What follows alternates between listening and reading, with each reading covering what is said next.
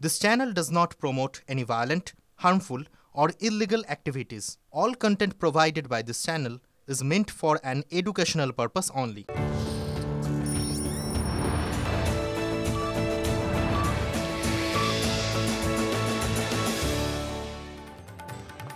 বিকেল ৫টায় শুরু করছি পাঁচ কথা মানে এখনো পর্যন্ত যা যা ঘটে গেছে তার মধ্যে থেকে বাছাই করা সেরা খবর নিয়ে আপনাদের সঙ্গে আমি মঞ্জিরা। শুরুতে রাজভবনে নজর রাখবো।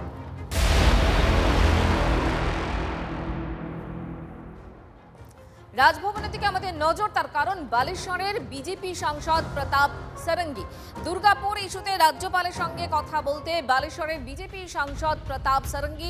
এই মুহূর্তের খবর, ওড়িশা থেকে এমবিবিএস পড়তে আসা ছাত্রকে দুর্গাপুরে গণধর্ষণের অভিযোগ। গতকালই রাজ্যে আসে ওড়িশা বিজেপির একটি প্রতিনিধি দল, যার নেতৃত্বে ছিলেন প্রতাপ সারঙ্গী। আর প্রতাপ সারঙ্গী এই মুহূর্তে তিনি রাজভবনে রাজ্যপালের সঙ্গে দেখা করতে গিয়েছেন তিনি। দীক্ষা ভূঁইয়া আমাদের সঙ্গে রয়েছেন। দীক্ষা, সর্বশেষ কি খবর পাচ্ছি আমরা? দেখো, এখনো পর্যন্ত আমরা যেটা জানি, দুর্গাপুরের যে ঘটনাটা ঘটেছে সেখানে নির্যাতিতা যে বয়ান দিয়েছিলেন যে গণধর্ষণের ঘটনা এবং সেখানে এখনো পর্যন্ত ৬ জন গ্রেপ্তার হয়েছেন, সঙ্গে তার যে সঙ্গী গিয়েছিলেন তিনিও গ্রেপ্তার হয়েছেন। সেই ঘটনায় উড়িষ্যা সরকারের প্রথম থেকেই, উড়িষ্যার যে মহিলা কমিশন রয়েছে সেখান থেকে শুরু করে সকলেই প্রথম থেকে, এবং তার যে নির্যাতিতার যে বাবা তিনি পর্যন্ত বলেছিলেন যে এই রাজ্যে মেয়েদের নিরাপদ নয় এবং মেয়েদের থাকা এখানে পর্যন্ত সম্ভব নয়, তিনি মেয়েকে ফিরিয়ে নিয়ে যেতে চান। এবং সেই পরিপ্রেক্ষিতে আমরা দেখছিলাম রাজ্যপাল সরাসরি পুনে থেকে এসে তিনি দুর্গাপুরে যান এবং তিনিও সেখানে একটা ইঙ্গিতপূর্ণ কথা বলেন যে এই রাজ্য সত্যিকারই মেয়েদের জন্য একদম নিরাপদ নয়। এবং সেই জায়গায় দাঁড়িয়ে আজকে আমরা দেখছি এখন প্রতাপ সারঙ্গী, যিনি ওড়িশার সংসদ সদস্য, তিনি রাজ্যপাল সিভি আনন্দ বোসের সঙ্গে দেখা করতে গেছেন একটা প্রতিনিধি দলের সঙ্গে। তিনি পুরো বিষয়টা রাজ্যপালের সঙ্গে আলোচনা করছেন এবং আমরা সেটাই এখন আমাদের খবর পাচ্ছি। এবং এখনো পর্যন্ত যেহেতু ওরা কথা বলছেন, আমাদের কাছে জাস্ট ছবি এসছে এবং ভেতরে এখনো পর্যন্ত কথা বলছেন তারা, ফলে এখনো পর্যন্ত রাজভবনের তরফ থেকে সেরকম স্টেটমেন্ট আসেনি। কিন্তু আমরা বারবার রাজ্যপালকে দেখেছি, তিনি ওখানে গিয়ে যে বক্তব্য পেশ করেছিলেন সেখানেও তিনি উদ্বেগ প্রকাশ করেছিলেন এখানকার বাংলায় মহিলাদের যে নিরাপত্তা বিষয়টি নিয়ে, এবং সেখানে একটা ইঙ্গিতও ছিল যে রাজ্যে রাষ্ট্রপতি শাসন জারি হবে, সেরকম একটা ইঙ্গিতপূর্ণ কথা বলেছিলেন। এবং যে নির্যাতিতার বাবা তিনি বারবার মেয়েকে ফিরিয়ে নিয়ে যেতে চাইছেন, ফলে প্রতাপ সারঙ্গী হচ্ছে সেই কথাই। তোমাকে ধন্যবাদ। রাজভবনের ঠিক বাইরে সৌরভ আমাদের সহকর্মী রয়েছেন সেখানে। সৌরভ, ভেতরে কি কথা হচ্ছে, কি আলোচনা, কিছু জানতে পারছো? দেখো, বালাসোরের এমপি প্রতাপ সারঙ্গী তিনি এসেছিলেন রাজ্যপাল সিভি আনন্দ বোসের সঙ্গে দেখা করার জন্য। এবং প্রতাপ সারঙ্গী নিজেই যে কথা জানালেন সেটা হচ্ছে যে তিনি যেভাবে গতকাল Durgapur IQ City Medical College সেখানে গিয়ে পুলিশের দ্বারা বাধাপ্রাপ্ত হয়েছেন, একজন জনপ্রতিনিধি হিসেবে এই ধরনের আচরণ তিনি যে প্রত্যাশা করেননি সেই বিষয়টাই রাজ্যপালকে তিনি জানিয়েছেন। তিনি এই কথা জানিয়েছেন, তিনি বলেছেন একজন জনপ্রতিনিধি হিসেবে বাংলার রাজ্য প্রশাসনকে তিনি জানিয়ে এসেছিলেন, চিঠি দিয়ে জানিয়ে এসেছিলেন যে তিনি আসবেন, ফলে তাকে আটকানোটা কখনোই সমীচীন নয়। কিন্তু সেই কাজই রাজ্য সরকারের পুলিশ প্রশাসন করেছে এবং সেটাই তিনি রাজভবনকে জানিয়েছেন। এবং এই পুরো বিষয়টার মধ্যে একটা তাৎপর্যপূর্ণ মন্তব্য প্রতাপ সারঙ্গী করেছেন যে রাজ্যপাল তাকে জানিয়েছেন যে এই ঘটনাকে কেন্দ্র করে যা যা ঘটেছে, যেসব বিষয় নিয়ে তারা অভিযোগ অনুযোগ করছেন, সেই সমস্ত বিষয়টি রিপোর্ট আকারে স্বরাষ্ট্র মন্ত্রকে জানানো হয়েছে। এবং যে রাজনীতির যে শাসক দলের তরফে রাজনীতির যে আরোপ করা, যে অভিযোগ করা হয়েছে সেই বিষয়টি নিয়ে বিজেপি সাংসদের বক্তব্য যে এই নির্যাতিতা তার সংসদীয় কেন্দ্রের বাসিন্দা, সেই জায়গা থেকে তিনি অভিভাবক। বালাসোরে রেল দুর্ঘটনা হলে যখন রাজ্যের ধন্যবাদ তোমাকে। डॉक्टर भी हमको सत्य बताते नहीं, इनका पॉलिटिकल बस का इंस्ट्रक्शन हुआ होगा। ऐसी स्थिति में हम आपका मार्गदर्शन भी चाहते हैं। आपने अच्छा स्टैंड लिया। और दूसरी बात है, आज पुलिस का बयान आ गया, कल रात से आ गया कि वो 5 आदमी गैंग रेप नहीं किया, सिर्फ एक आदमी किया। और उनको पीड़िता को कितना प्रेशर में रखे होंगे, इसलिए उनको बिल्कुल प्रेशर से फ्री करना और टीआई परेड करके सारे अपराधियों को चिन्हित करना, आइडेंटिफाई करना, ये बहुत ज़रूरी है। দুর্গাপুরে ডাক্তারি ছাত্রের ধর্ষণের ঘটনায় ধৃত সহপাঠীর পুলিশ হেফাজত। 7 দিনের পুলিশ হেফাজতের নির্দেশ দুর্গাপুর মহকুমা আদালতের। ওয়াসিফ আলী হয়ে সওয়াল করলেন না কোনো আইনজীবী। জয়ন্ত এই মুহূর্তে আমাদের সঙ্গে রয়েছেন, আমাদের প্রতিনিধি জয়ন্ত। আজ আদালতে ঠিক কি সওয়াল জবাব পর্ব হলো এবং পুলিশের এখনো পর্যন্ত কি বক্তব্য, কি তথ্য উঠে আসছে? দেখো, আদালতে প্রথমেই আদালত কক্ষে, এটা হচ্ছে দুর্গাপুর মহকুমা আদালত বিল্ডিং, এই আদালত কক্ষে প্রথমেই একদম ভিড়ে ঠাসা আদালত কক্ষ, প্রথমেই যেটা হয় বিচারক তার আসনে বসেই প্রথমেই বলেছেন যে নিউ টাউনশিপ থানার যে কেস আছে, যে গণধর্ষণ মামলার কেস আছে, সেই আসামিকে প্রথমেই ডাকা হলো এবং ডাকা হলো আয়োকে কাঠগড়ায় উঠে তিনি জানালেন, বলে আপনি কি চান? আয়ো বললেন যে আমার এই আসামিকে আমি মেডিকেল এক্সাম করব এবং আরও কিছু তদন্তের জন্য আমাকে 10 দিনের পুলিশি হেফাজত দেওয়া হোক। কিন্তু আদালত 10 দিনের পুলিশি হেফাজত মঞ্জুর করেনি, 7 দিনের পুলিশি হেফাজত মঞ্জুর করেছে এই কারণ দেখিয়ে যে 22 তারিখ অর্থাৎ 22শে অক্টোবর আগে যারা গ্রেপ্তার হয়েছিল, প্রথম দফায় 3 জন, পরের দফায় 2 জন অর্থাৎ 5 জন, তাদেরকে 22শে অক্টোবর ফের এই আদালতে তোলা হবে। এই যে সহপাঠী তাকেও সেই 22শে অক্টোবর তোলা হবে এই মহকুমা আদালতে এবং একই সঙ্গে তাদের যে এই আদালতে তুলে সেই পরবর্তী যে সিদ্ধান্ত সেটা জানাবে বলে জানিয়েছে আদালত।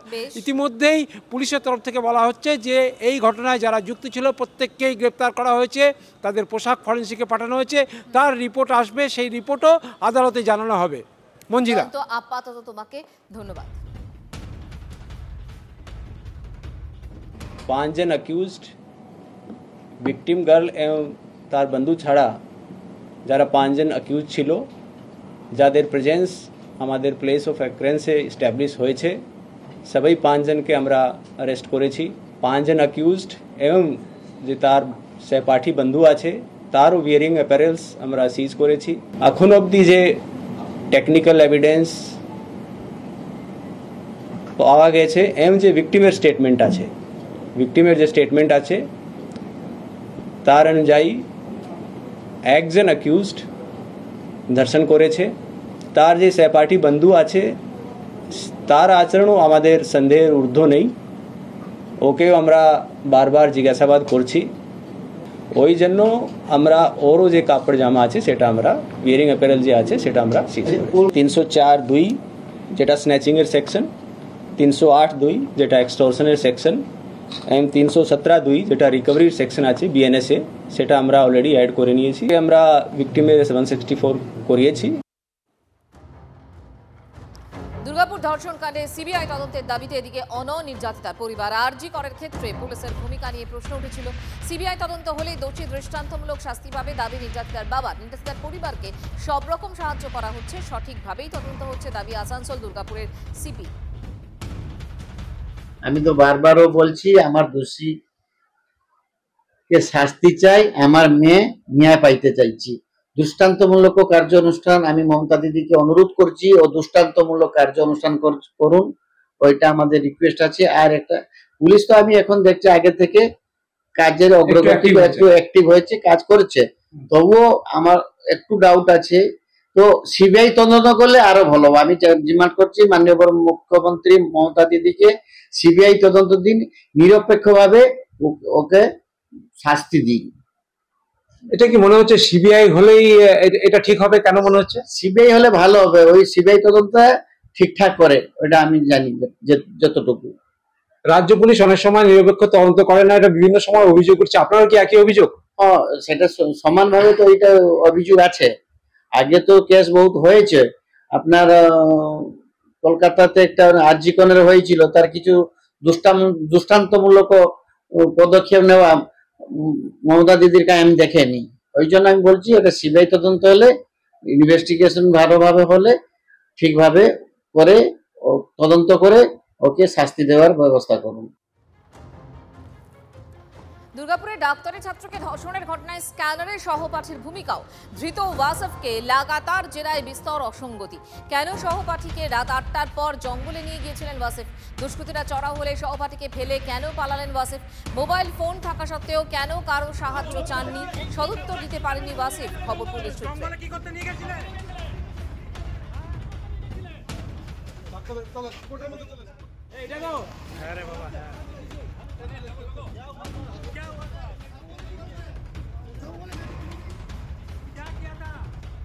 এই গ্রিল লাগানো যে বাড়ি রয়েছে এখানেই থাকতো আসিফ। ছোটোবেলা থেকেই এই কালিয়াচকের এই বাহাদুরপুর গ্রামের সকলেই তাকে চেনে। যদিও এই মুহূর্তে বাড়িতে কেউ নেই, তার মা বাবা বা অন্যান্য পরিবারের সদস্যরা কেউই নেই, তবে আশেপাশে তার ঘনিষ্ঠরা, তার আত্মীয় স্বজন তার কাকারা রয়েছেন এবং তাদের দাবি তাকে চক্রান্ত করা হয়েছে তাদের সঙ্গে এবং তারা এটাও চাইছেন যে সঠিকভাবে যেন তদন্ত করা হোক। কারণ শুধু তার আত্মীয় স্বজনরাই নয়, তার যে প্রতিবেশীরা রয়েছেন তারাও কিন্তু এই গ্রামের মানুষ তারা ঠিক বিশ্বাস করে উঠতে পারছেন না যে সেই ছোট্ট ছেলেটি এমন একটা কাণ্ড করে উঠতে পারে, এই রকম কোনো অপরাধের সঙ্গে যুক্ত হতে পারে তারা কিন্তু ভাবতেও পারছেন না। মালদা থেকে ক্যামেরায় মুজিবর শেখের সঙ্গে শুভতোষ, টিভি 9 মালদা। আমরা এই খবর শুনে আমরা আতঙ্কিত। আমরা কেন বলে ছেলেটা এত সুন্দর, আমাদের একটা গ্রামের গর্ব ছিল, নিয়ে ডাক্তার হলে আমরা অনেক পরিষেবা পেতাম। এখন ছেলেকেও পরিকল্পনা করে ফাঁসানো হচ্ছে ছেলেটাকে। ছেলে খুব ভদ্র ছেলে। শুনে ভিডিওটা আমিও শখ, গ্রামবাসীরা সবাই শখ, এই ধরনের ঘটনা হতেই পারে না। এবার খবর আমিও দেখলাম, তদন্ত চলছে। আমি চাইছি যেটা আসল ওটা বেরিয়ে আসুক, ছেলেটা ন্যায্য বিচারটা পাক। এমনি ফ্যামিলি ভালো, পাচকতা নামাজি এবং ব্যবসায়িক ফ্যামিলি, এবং ছেলেটা ছোটোবেলা থেকে যা শুনলাম যে এখানে থাকতো না, ও আবাসিকেই মানুষ, লেখাপড়াতে ট্যালেন্টেড ছিল, বাবা মায়ের স্বপ্ন ছিল, খরচা করে ভর্তি করেছিল। জানি না কেন এই ধরনের অঘটন ঘটে গেল।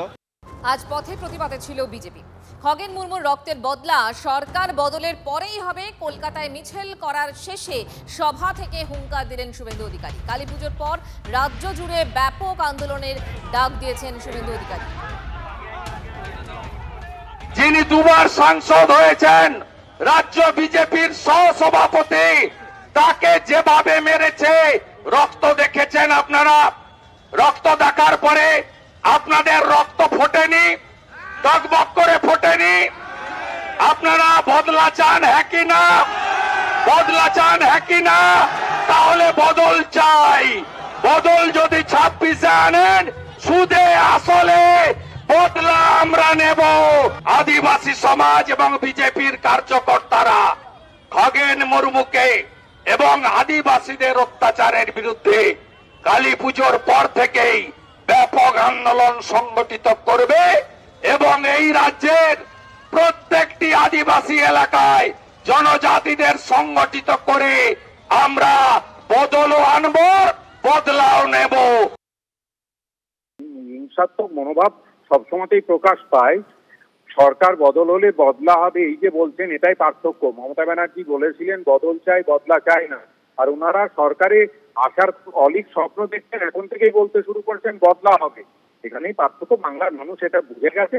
ওনারা না আসবেন কোনোদিন সরকারে, আর না কোনোদিন এইসব বদলা হবে। বদল হয়তো কিছু হবে, কিন্তু বদলা কোনোদিনই হবে না। এগুলো এই হিংসাত্মক রাজনীতি বাংলার মানুষ সমর্থন করে না। অতিবৃষ্টিতে কলকাতা এবং জেলায় বিদ্যুৎস্পৃষ্ট হয়ে মৃত 12 জনের পরিবার পিছু একজনকে চাকরি দেওয়ার ঘোষণা করলেন মুখ্যমন্ত্রী। আগামী শুক্রবার তাদের হাতে তুলে দেওয়া হবে নিয়োগপত্র। কলকাতায় যারা এখনো সাহায্যটা পাননি, চাকরিটা এবং সাহায্যটা, তাদের আমি 17 তারিখে বেলা 5টায় শেক্সপিয়ার সরণির একটা পুজো কমিটিতে ডেকে আমি সেগুলো হ্যান্ডওভার করে দেবো। কলকাতা 12টা ফ্যামিলি আছে, 10টা পুজোর আগে ইলেকট্রিকিউশনে মারা গেছিলো, আর দক্ষিণ 24 পরগনা 2টো আছে, 12টা। অনেকগুলো মৃত্যুর পর ঘুম ভাঙল কলকাতা পুরসভার। জমা জলে বিদ্যুৎস্পৃষ্ট হওয়া আটকাতে এবার প্লাস্টিকের পাইপ দিয়ে মোড়া হচ্ছে ল্যাম্পপোস্ট। প্রায় 3 লক্ষ বাতিস্তম্ভের মধ্যে 65% মুড়ে ফেলার কাজ ইতিমধ্যেই শেষ। শহরে প্রায় 3,30,000 ল্যাম্পপোস্ট রয়েছে, যার মধ্যে কলকাতা পুরসভার 2,90,000-এর কাছাকাছি, বাকিগুলো সিএসসি। শহরের ল্যাম্পপোস্টগুলিতে রক্ষণাবেক্ষণের অভাব স্পষ্ট, যত্রতত্র বেরিয়ে ছেঁড়া তার।